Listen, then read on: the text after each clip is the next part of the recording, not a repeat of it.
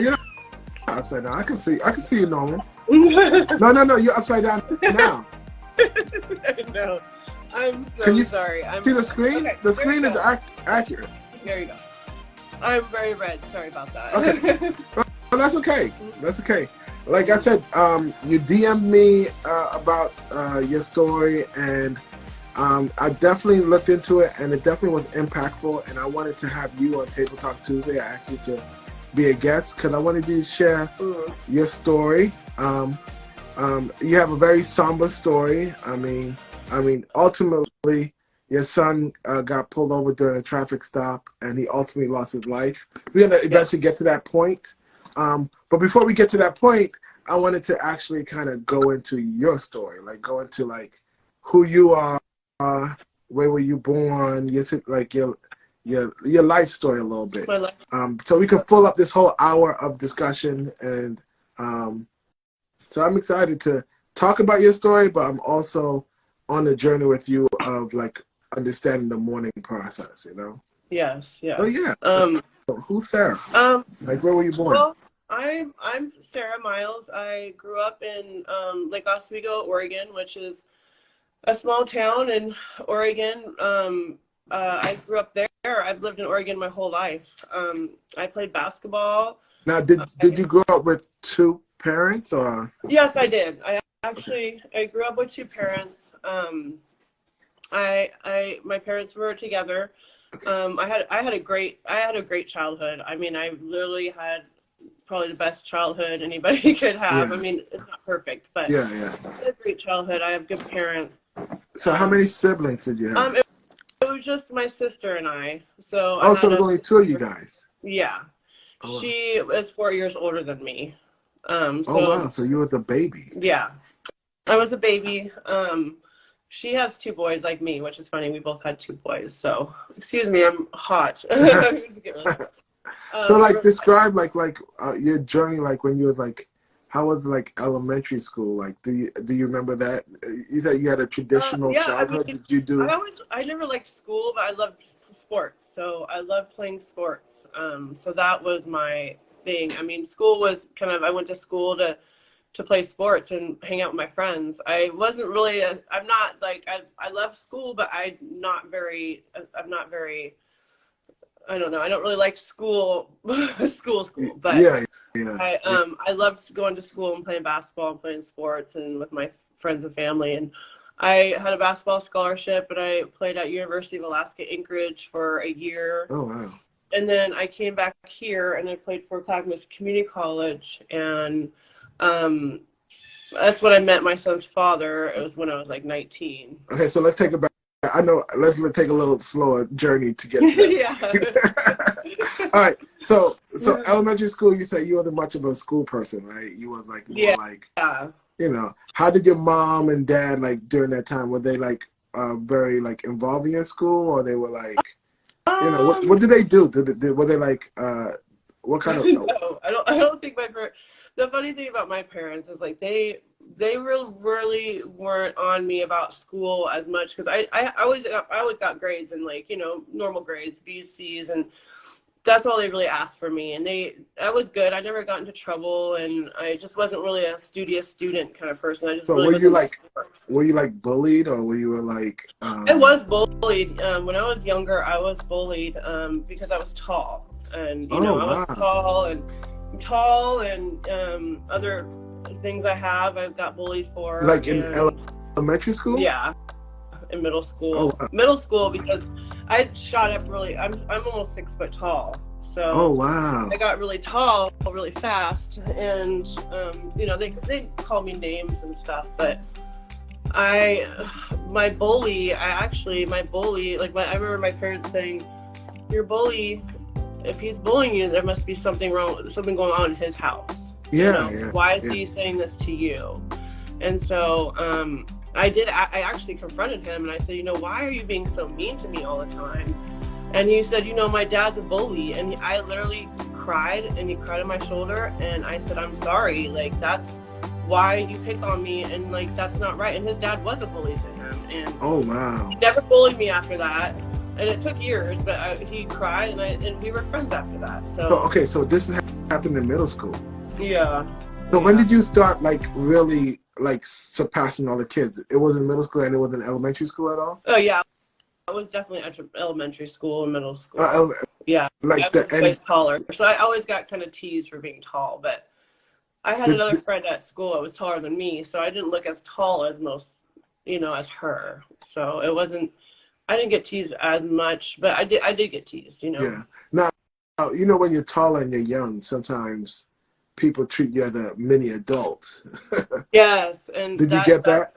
That's kind of how they do. My youngest son is 11, but he's tall. He wears a size 11 men's, so he's tall. So they think that he's like a teenager. I'm like, no, he's only 11. So it's hard, but it's hard because of societal pressures and how they treat him. And you're like, no, that's a baby. That's not, And that's kind of how my oldest son was too. Like I always looked older than I was, but now I'm like, now it's just, I looked older because I was always tall. So I always looked older for my age. So when you were younger, what was your biggest challenge growing up? I know you said everything was really beautiful, but what was the challenge that you kind of encountered?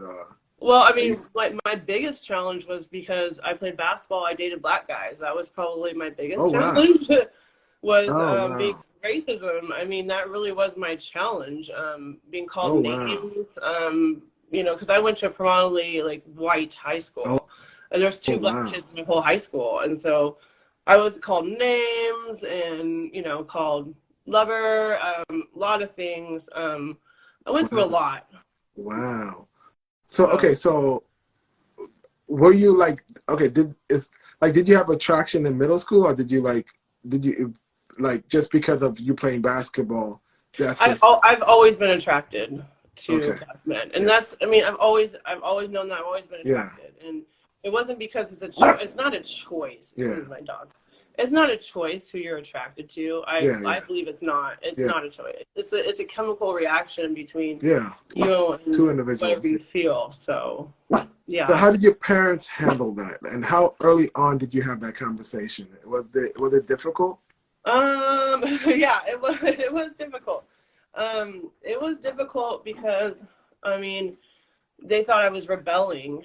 And so they told me when I was 17, I couldn't date any black men until I was 18 and out of the house, basically. Mm-hmm. And to this day, they said, I never said that because I don't think they can't believe I ever said that, but they did say that. And I couldn't go to prom because I lied to him about my boyfriend. So that was kind of a one thing that I had. Oh, wow. So what was your experience like dating during high school, and the school, since you say the all-white school, right? Yeah. I can imagine you're on the basketball team, and there's other white women on the basketball team, and they're not dating black guys.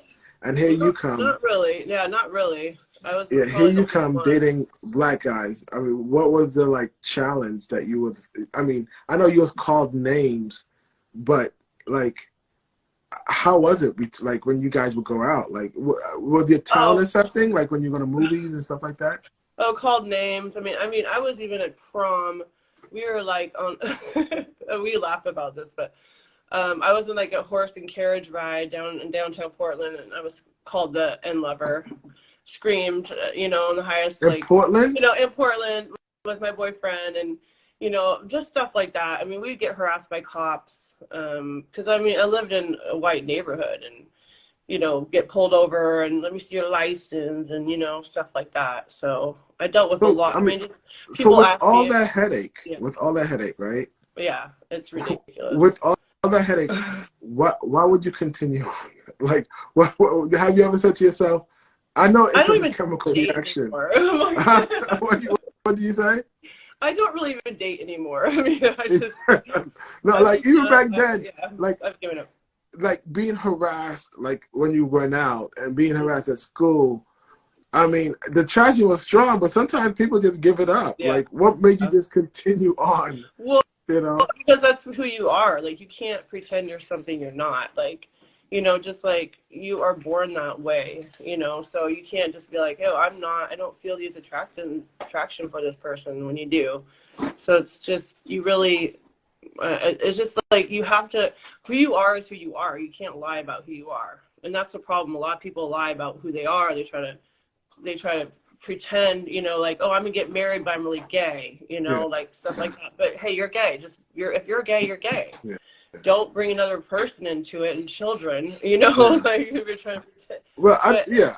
you know, that's I what think I'm trying to say is I feel that you're born how you're born. It's not a choice, because I wish I could have chose a different way, because my life would have been easier. a lot. I mean, listening to the harassment that you have encountered, I can imagine, you know, how much easier it could have been if you made a different choice. Yeah. You know, and how much more acceptance and whatever.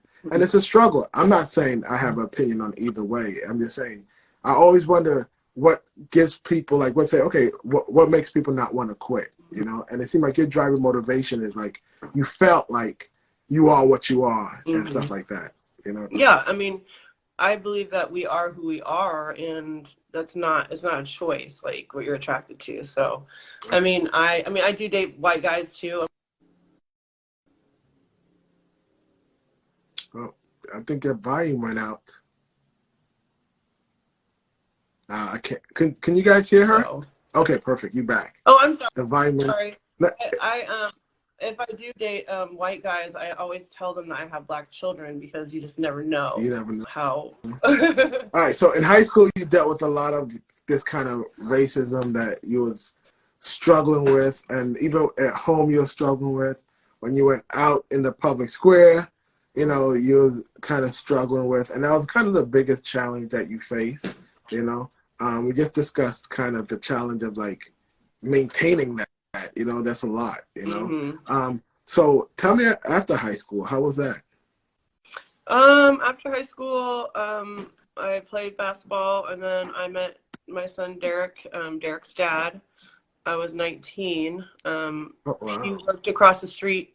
His boss worked across the street from where I lived, and I just remember he'd always come over and ask me. I used to smoke back then. I don't smoke, but he'd ask me for cigarettes to try to talk to me. And one day, one of his friends passed away, and we got close after that, and we started dating. And then I got pregnant with Derrick soon after that at 20. So, 20. Yeah. Yeah, I mean, I was pregnant at 20, so I was like, oh, I gotta be a mom now. So yeah. How was that? Was that a little bit traumatic, like being pregnant? So, no, I really wanted to have. I always wanted to have children and have family. So it was good. Yeah. I loved Derrick at the time, so we were happy.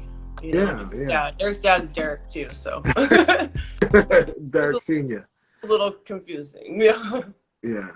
So what did your parents? Whether you were having difficulty? Did you have any difficulties with your parents at that time? Were they like? No, actually, after Derrick was born, my parents absolutely love him, and I think it's changed the whole family's opinion. Like even my grandma would say that, like changes everybody's opinion, I guess, and everybody just loves, and it's just a different, Yeah. I don't know. My family absolutely loved Derrick. Like when they didn't even care. They fell in love with him. So wow. Yeah. Wow. Very accepted. That was a 360. Yeah. That's good. It was very accepted. So. Oh wow. All right. Okay. So tell me about They loved him. I'm like, the love for your grandchild, it doesn't matter what color they are. I mean, yeah. I just had a granddaughter. His daughter was just born, and I love her. Like you don't think you love something so much, Yeah. So tell me about the early years. Like early years with Derrick and Derrick Senior. Well, Derrick and Derrick Senior, we were together until he was probably 2.5, and we broke up. Let's just say that. I don't want to bash his dad here, but let's just say I'm not down with abuse. So I left, and I just took off, and I left, and I started over, all by myself, because I was in fear of my safety. Let's just say that. So I didn't talk to his dad for years. After that, we didn't talk for years. So I was a single mom after that, and I just raised my kid, and my best friends helped me, and I had a really good support system to help me through it. Without them, I don't know what I'd do, but yeah. Now, how was Derrick as a child? Uh, he loved to climb trees. He was a real lover. He real emotional child. He loved to snuggle, mama's boy. He was a real lover. Like he just always wanted to be on you. But he loved to climb trees. He was very active. He was just always in a tree. Like I'd be like, where are, oh my God, don't look. I mean, he's always in a tree. He also was very loving and had really good manners. Like he'd go anywhere and people would say, oh my gosh, he can come over anytime. He has great manners. And like, thank goodness. Oh, wow. All I really care about is him to be a good kid, somewhere else. But he, he was a normal kid. He had his friends and, he was a good kid. I mean, had a lot of energy and he was a little bit, he liked to, impulsive. Derrick was always very impulsive. Oh, wow. When he was little, like jumping out in front of cars. I mean, I saved his life. I don't know how many times without him thinking, like he would just, it would just jump out. Oh my God. Yeah. Swimming pool, he would just jump into the swimming pool without knowing how to swim. And I'd be like, oh, how many times I just, save his life. All right. So let's take a step back a little bit, right? Mm-hmm. You are a mom, right? With a black child, right? You're a white mother with a black child. That probably did Derrick look like a typical black child? Like how did he look growing up? He did not. I did not look like his mother, and that. okay. That is. Yeah. I mean, so you are a white mom. We got it single all white the time. It was like anywhere we go. Yeah, with a black child. Yeah. And so you kind of can relate to a lot of the experiences of raising a black child and the experience of the world. Do you feel like the world treated Derrick as a black child or a white child? Totally. Completely black. Okay. Well, and the thing, I have two black children, and my other son has green eyes and is very light. Yeah. And then I have Derrick, and they're treated so differently. Oh wow. Like I've never experienced any racism with Dre ever. No one's ever like said anything to me about him. But with Derrick, it's constant. Like anywhere we go anywhere, and people are like, "That's your mom." Like, mom. Like, I'm like, no, I really am his mom. Like oh, wow. People would think that we were dating or he was my boyfriend. Oh wow. I'm like, no, he's my son. Like. Okay, so let's unpack that a little bit, right? Mm-hmm. How do you think like growing up, like constantly being looked at differently affected him? Like affected him a lot. Like, did you feel like neighborhood? He was raised in a white neighborhood too. Okay. I mean. Okay, so you are a single mom with a black child, and you're raising him in a white neighborhood, and everyone thinks he's not your child, or they know by now, but the world treats him like separate, Yeah. And do you feel like he felt accepted, or do you feel like he was dealing with kind of like he's different? Or well, when I first had him, I lived in Portland, which it was a really bad neighborhood, and that's why I had to get out, and I moved to Tigard, where I live now, because my parents had a rental home there, and the people had moved out, and they kind of trashed it. So I moved in to like fix it up and help them with it. And they wanted me out of, a bad neighborhood, and it was bad. Like back then it was SWAT teams. I'd come home, there were SWAT teams out, and I just didn't want him to live in that neighborhood. So I did move him into a white neighborhood. And like, he says it was hard for him because he was black, but at the same time, that's the problem. Do you raise him in a black neighborhood where he can get hurt, or go through all but let's talk more about that. What neighborhood?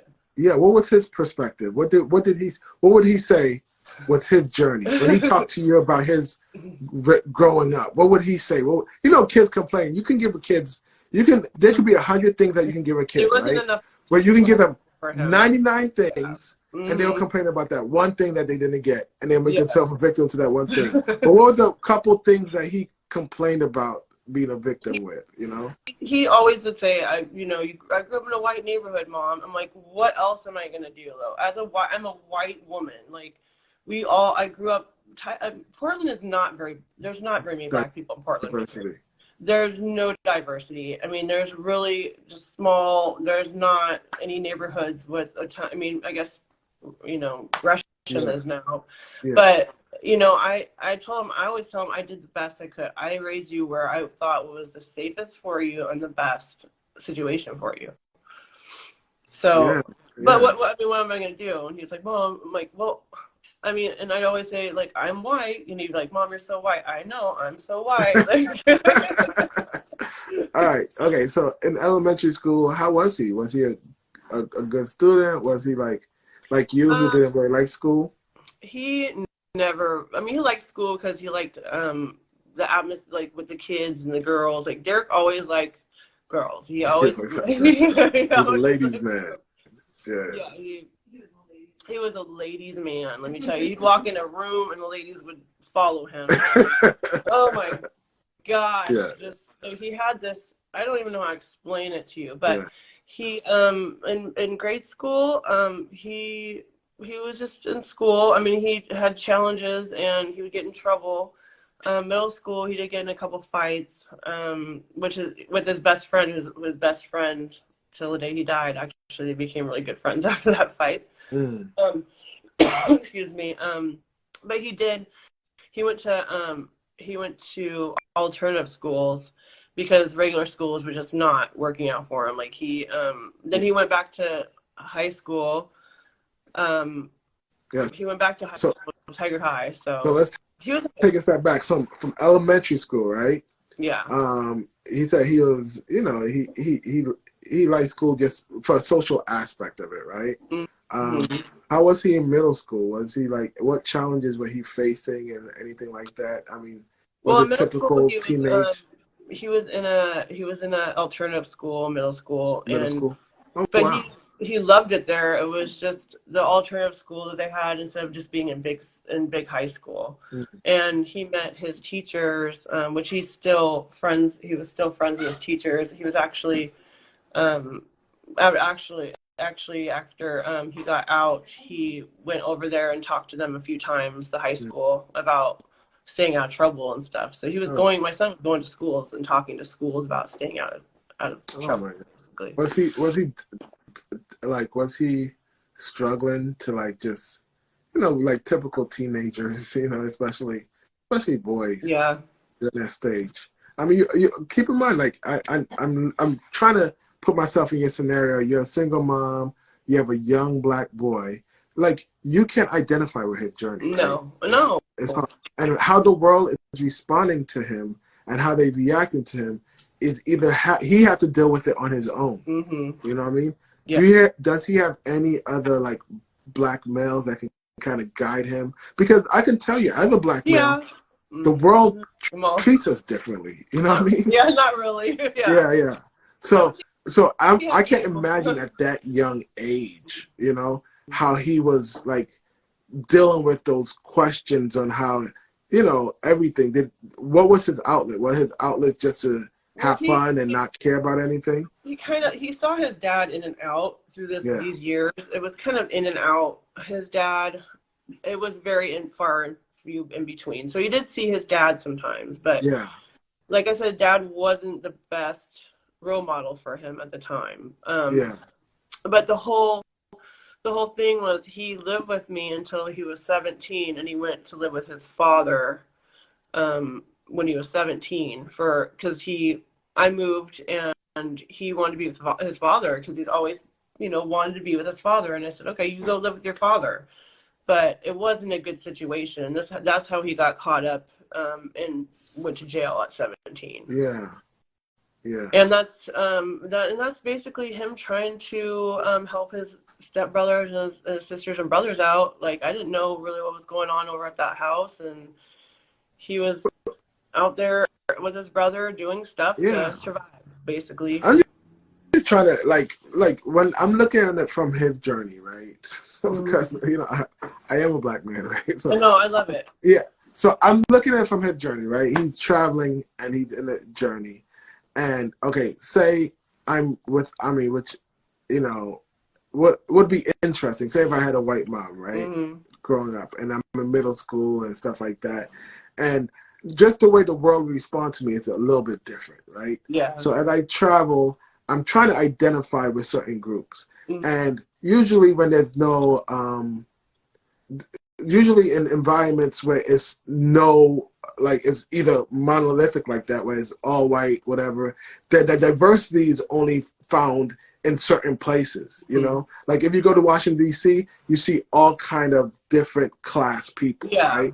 But if you go to certain areas, you don't see that. The diversity is like one or the other, you know? So him identifying with his blackness is identify with a socioeconomic situation that's not even him, you know? But that's the closest he has to who he is or to his identity. Whereas if he was in New York, if he was in DC or Virginia or Potomac or Orlando, he'll see, or grow up with TikTok, because in this day generation they can see different type of males, So I can see like his identification as, as a person growing up, because you can't really identify with your mom, right? So he's growing up, and I can see that journey of him saying, okay, I see how, let's call him Pookie down the street walk. I see how Johnson down the street, I can see him trying to identify and getting close with it. And I can also see the journey of joining the wrong crowds, like trying to like find himself, trying to be something that he's not, because you know his heart. Ding, ding, ding. You hit it on the nail. Ding, ding, ding. Yeah. You know his heart. You know who he is. You know how sweet he is. You know how soft he is. But I can see the exterior, because no matter how sweet he is, when he gets big and tall, and he probably was tall at a younger age, the world's treated him very different, like a weapon or something, you know what I mean? So it's like, how does a kid journey through that by himself? How does he identify himself, So I can imagine him falling into this, I don't know, to this like this area where that's where he had to identify. Yeah, he did. And that's what happened. He did go, when he went to his dad's house, he went into, he was in a gang, he was doing some stuff, he was trying to belong, he was trying to be with these people, that he hadn't been around, and he and his brother got in trouble, and that gave him 5 years 10 months as a juvenile in the juvie. Wow. He got 5 years 10 months for his juvenile measure 11, which is a mandatory 5 years 10 months. Oh wow. So at 5 years 10 months, are you willing to share what it was or not? He robbed a weed man. A marijuana guy was gonna sell weed to somebody, and they took his weed, and in a backpack, and it was medical marijuana at the time, and he called the police on him, and my son and his brother, which is stepbrother, they got 5 years and 10 months for that. Oh, okay. So it was legal medical marijuana. Yes. And then at the time. Okay. Yeah. But now it's all legal in Oregon. It's totally legal in Oregon now. But back then it wasn't. Back then it was just medical, but now it's actually medical and just recreational. Is you can smoke in Oregon. So he probably. Can you describe that journey while he was in jail, like 5 years, 10 months? Yeah. When he was in jail, his journey, he graduated high school. He didn't get his GED. I told him just graduate high school. He graduated high school. He had all A's. He went to college. He was on honor roll. He did college for 2 years. Oh, wow. With honor roll the whole time, which honor roll in jail is very hard, because you don't get to like use computers. You have to use books. It's like 10 times harder. Yeah. He worked for the Inside Alliance. So the Inside Alliance is the greatest group of people I've ever met. They how do I explain it? They basically try to program your mind different. People that are addicts or they're in the jail system. So when they come out, they're not making the same mistakes. And my son met Anna, the program manager, and he was the only student there. And Brandon was the mentor that was mentoring all of them. And he brought everybody into their program, and he learned so much about himself, about his brain, about how to not get mad and how to deal with his anger and like his thoughts and his emotions.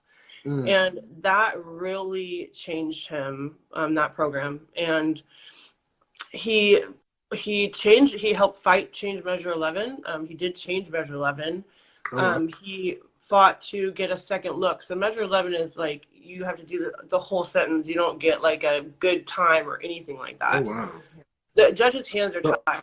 So Measure 11 is like mandatory 5 years and 10 months. That's what Measure 11 was. Yeah.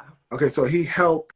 Mandatory. So now he helped change it. Now it's called a second look. If you do good, you can have a second look, so you can get out early. Oh, wow. So now people are getting out early. So people were getting out earlier than he did, and he was watching people get out, but he was helping them get out. Okay, so when you say he helped change it, what do you mean by that? He went to the legislation. He talked to Kate Brown, our senator.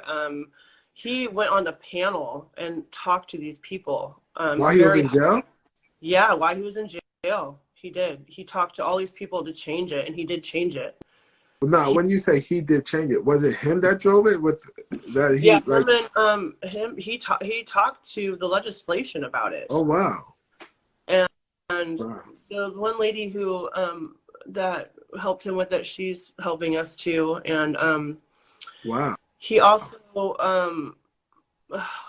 what else did he do? So he was also I'm still kind of blown away a little bit. Like when you say he helped change, like he with resources like that lady got together and they went to legislation and argued the case that this is not fair. Yeah. And it was them that helped revise the bill or the help.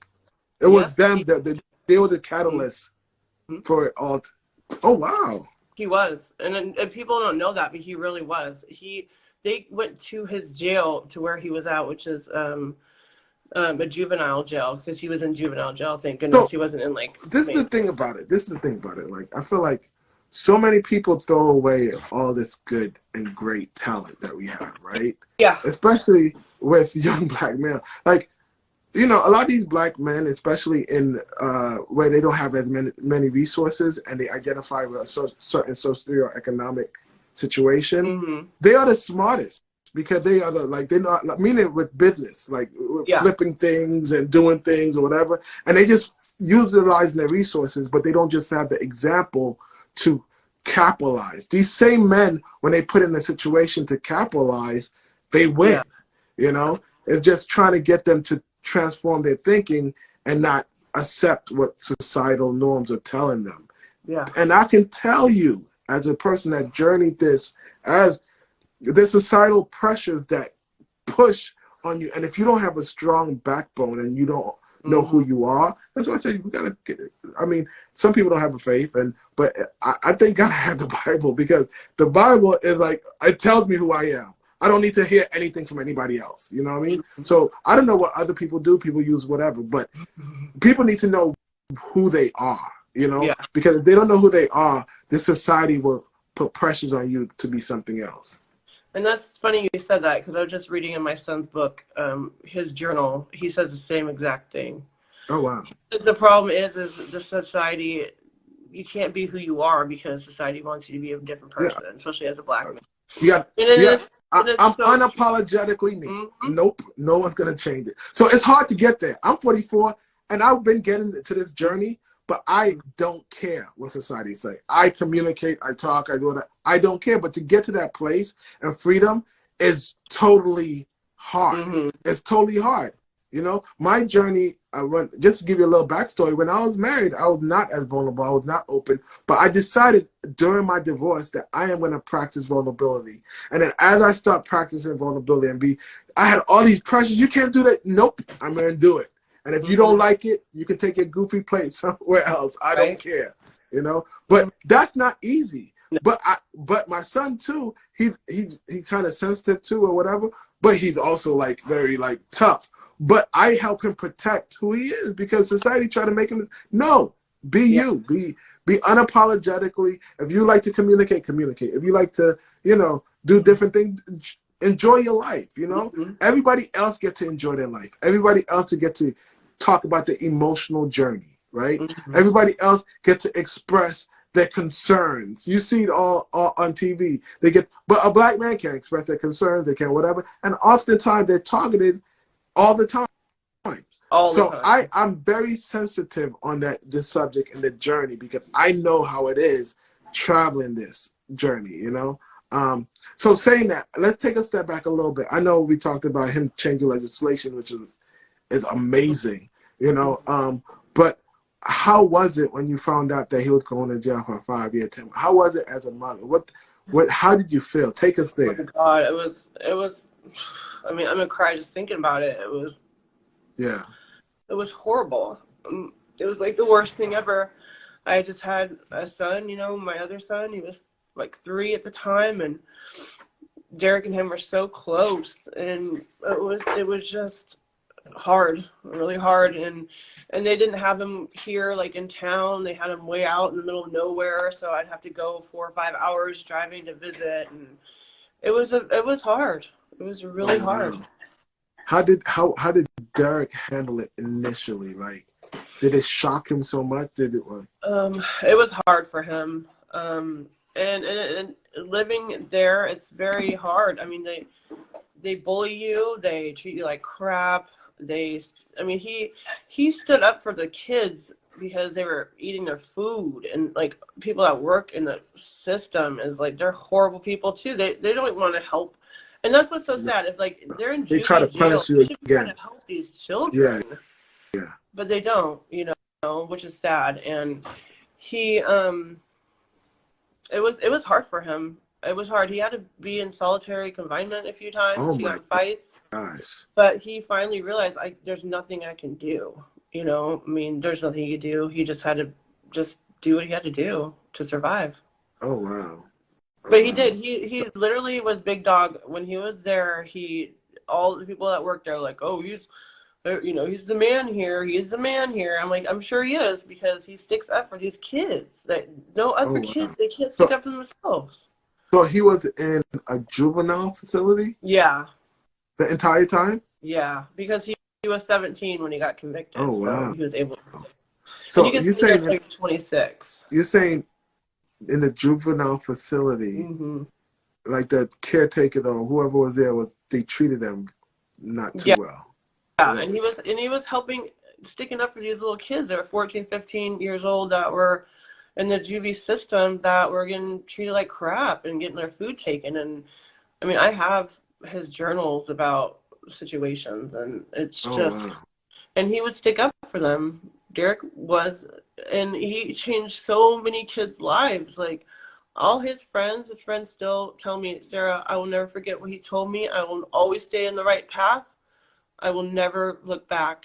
And there's so many are doing so good because of Derrick and what he said to them, and him being there for him. He just wanted to mentor these kids. He didn't want them to go down the same road. He didn't want them to do that anymore. Like, these kids in jail, what I got to tell you is so deep. These children in jail, they go to jail, they have horrible families, they go to jail, and then they go to jail and nobody helps them. None of these people care about them. They kick them down, and they've been abused, they've been sexually abused, they've been physically abused. They don't know anything else in life. Parents giving them drugs, and they're in this jail system, and the people that work in the jail system, they don't care about them. They're just beating them down more. Jesus. And you wonder why they keep offending and coming back. Well, I wonder why. Like, there's no help for these children. Like, no mental health, no nothing. It's just pressure on pressure on pressure on pressure. Yeah, in jail, there's no relief.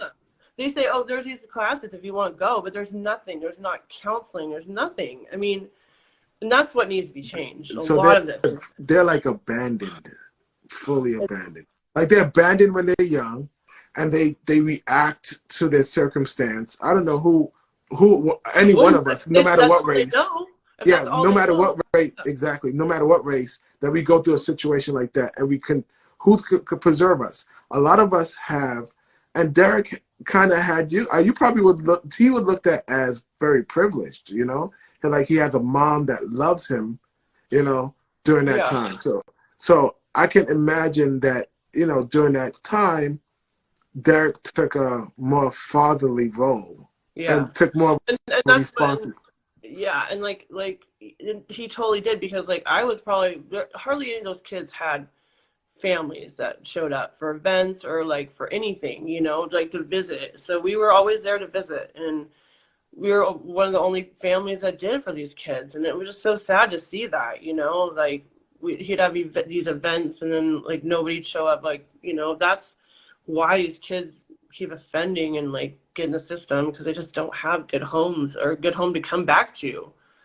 Some of us adults talk about not having a relationship. Some people don't have anything, you know what I mean? Especially Nothing. kids. Yeah.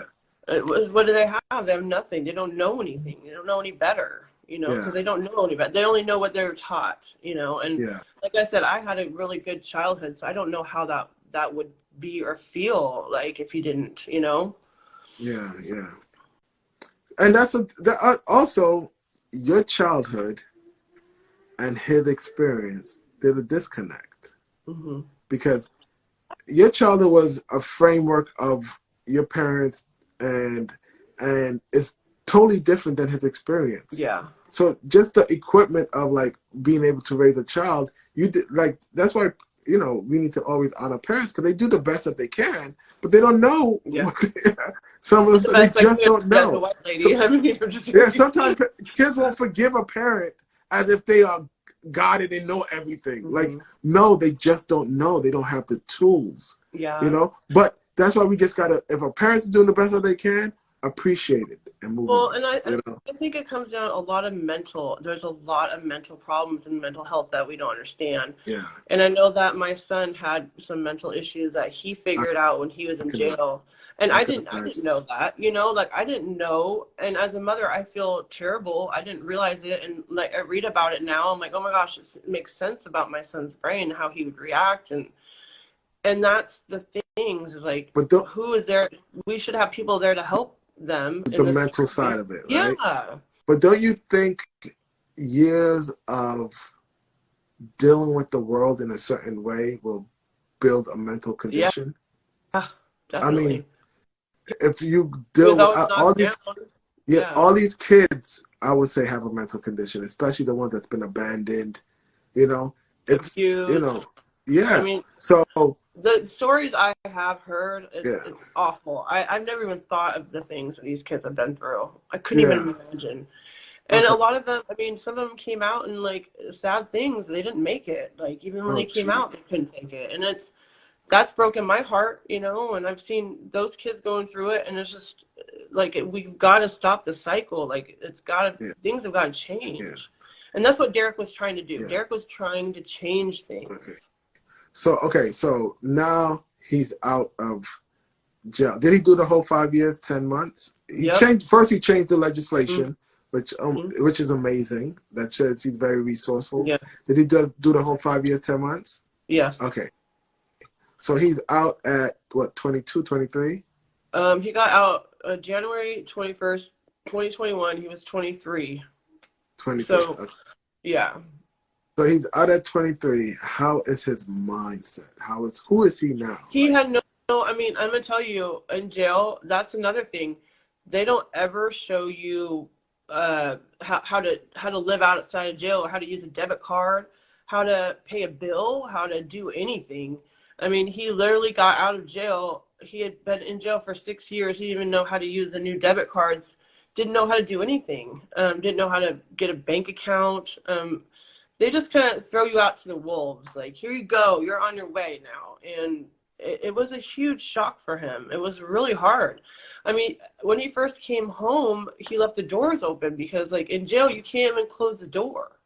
They close the door behind you, and so like he would always leave the door open and my dog would get out. I'm like, Derrick, why my dog? He's like, Mom, I'm not used to it. We never close the doors in jail. I never thought about that, so that was it was really hard for him. And he used to say, Mom, it's hard to come back from being in jail for that long, How was it to see your baby change? I love seeing it change. No, but like even seeing him like have certain securities and like before going to jail and now being like you saw him change when he came home and who he was. I mean, some of it was positive, but some of it, like you saw something that was I different. saw How was? I saw a lot of sadness though, because of what he went through. I mean, I saw it change because you know, he didn't know how to live. He didn't know what to do. He's a felon now. It's hard to find a job. They treat you like crap, it's tough out there. He was trying his best. He had a job in construction for a while, but he blew out his knee, his ACL, and it's just too hard for him to do like physical work like that. So that was kind of hard because he had bad knees. But it was just really like when he got out, it was just hard because he didn't know how to even pay a bill or, anything like that. So now, have you They'll throw you to experienced? wolves. I mean, they don't care. Like, they're like, Yeah. bye, out the door. How was he like on his journey, like out? Like when you was out with him, how was the world? Like he probably was. He probably, when you go through that, you He was carry having something fun. different. Yeah. He was having you, fun. yeah. He seemed like he had a lot of fun, Yeah. but you carry something differently. How did you see society treat him like when he was trying to level up and trying to figure things out? Did you feel like? Yeah. Did you feel like he had a hard time fitting in or trying to find it? Did he go back to the places that accept him again? Like what was the journey? He was friends with his friends that got out of jail. They all were friends and stuff, but there were certain ones I didn't want him to hang out with, and certain ones he didn't. I didn't want him to go down the road and get in trouble again or anything like that. But he sorry, my son just got home from school. Yeah. So he I don't know, he was just trying to find himself. He was trying to find himself. Yeah. So what was the biggest challenge? I know you read his diary or journal. Like what were the biggest challenges he was facing during the past 2 years or a year since the event? Oh, since he got out? Yeah. Like between you got out in 2021, yeah, and the event happened on 2022, right? Yeah, he was out. He was out for a year and a half. Yeah. So within that year and a half, can you describe his journey? Or his journey was trying to figure out life. Pretty much. I mean, he was trying to figure out what he wanted to do and settle down. And he had a girlfriend, and I think he was just trying to find what he wanted, what he should be in society. I don't think my son ever knew. And that's the thing. He writes it in his things. He wanted to change society, but he just didn't know how. And we did a lot of things for Inside Alliance. He helped out with them and went to a lot of programs with them, like TED Talks. He did, went to the TED Talks with them and did anti-gun violence. Every weekend when there was anti-gun violence things, he would go to them.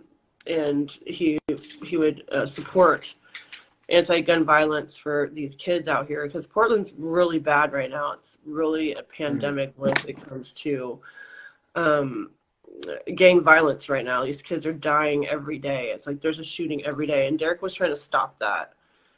He was trying to talk to these kids and stop them from fighting, and that's really what he was trying to do. He was trying to be a mentor to be out there. Did he have any PTSD from big time. Like he has anxiety, PTSD from jail, all of that. Oh wow. And how did that show up? Like did it show up in ways that like he woke up in the middle of the night? I mean he always thought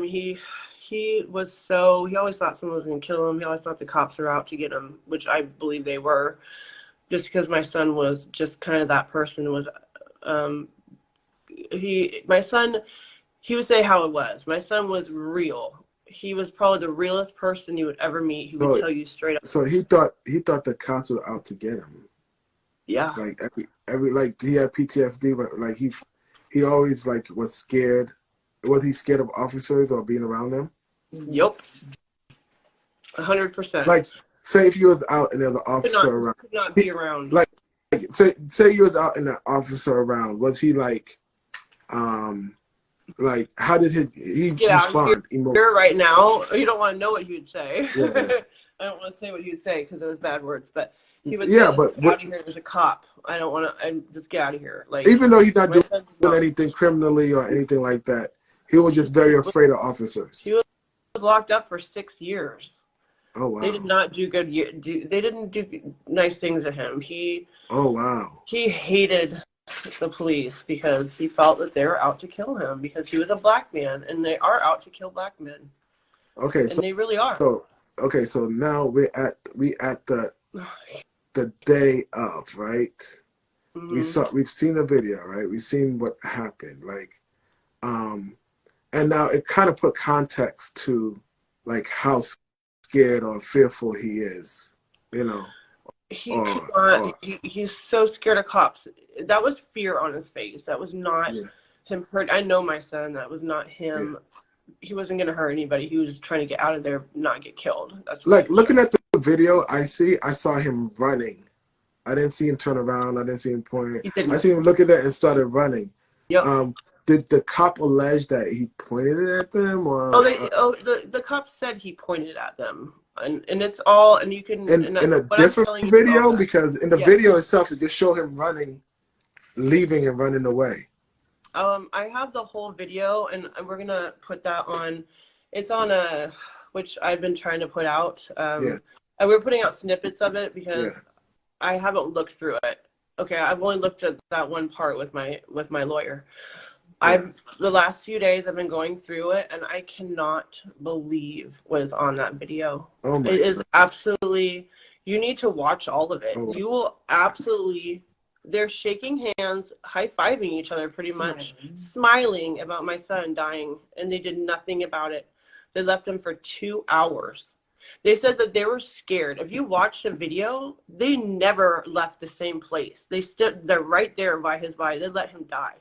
Literally let him die. So he was dying, and they were just laughing about it. They was talking over him. Yeah, the cops were laughing about it. You need to watch the whole videos. There's like a 5-hour one. There's an hour one, half-hour one. They mute their cameras. They mute their mics to say stuff to each other while they shake their hand to congratulate each other. It's all in the videos. They try to say. So why do you think we're trying to get the grand jury transcripts because they went to the grand jury. The only thing that they showed to the grand jury was that little snip that I showed you, not the after effect, that what the cops did, what the cops were doing after effect, what they're saying, oh, he pointed the gun at me. The cop said, I didn't even see the gun until you said gun, gun, gun. So they never saw the gun. He shot him, then tried to cover it, say gun, gun, gun, and then went after him like a dog.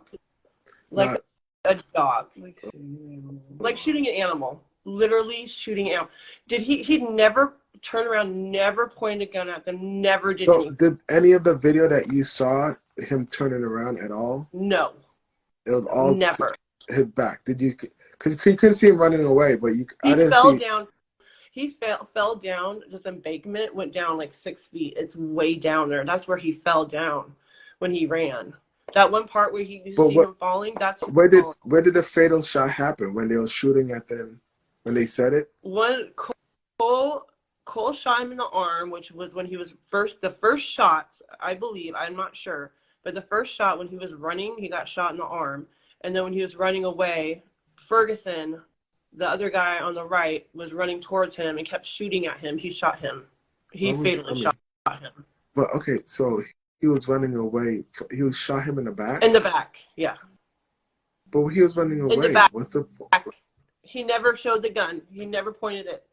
And they said that he pointed the gun, and it's on. If you listen to and look on Justice of Derrick Clark on Facebook or on Instagram, it's on there, and we have snippets, but it's on Justice of Derrick Clark and Facebook. If you look in it, what's it called? what is it called? I will post it. It has all of the video, and you can go through it and you can listen to what they say, and it's absolutely disgusting. Okay, so what do you think is the motivation, like ultimately, like as a human their being? motivation was to kill my son, and like they wanted him dead. I mean, I think their motivation really was they thought, okay, for one thing, they thought he was probably out there shooting people. He had a gun. He was killing people, and we got one of them. We got one of them. Which, guess what? They found out my son never shot a gun. Nothing like that ever happened. Yeah. Nothing did. And there was no shots, no ballistics, nothing on a gun, nothing. Everything was clean. The car he was driving was his car. It had a temporary plate because he had just gotten it 2 days before that. And they tried to say I was going to pull him over for not having a plate, but he did have. Did have a plate? Yeah. Now, do you think? I saw him that night. I made sure that was right. Now, do you think at the end of the day they are good officers, or do you think the whole system is good? The whole system is corrupt. The whole system. I mean, I think there are good officers out there, but the sad thing is I think they have to work with they have to be in cahoots with them. At some point, those officers, I think, are corrupt at some point. I mean, I know officers that have told me they quit because of the corruption in the where they worked at. So I know it's out there. I know that. I'm not saying all cops are bad. I'm not trying to say that. But after I watched the video of my son, I'm telling you, I'm so upset. I woke up this morning crying because I cannot believe someone would do something like that to a human being. Just leave him like that for 2 hours.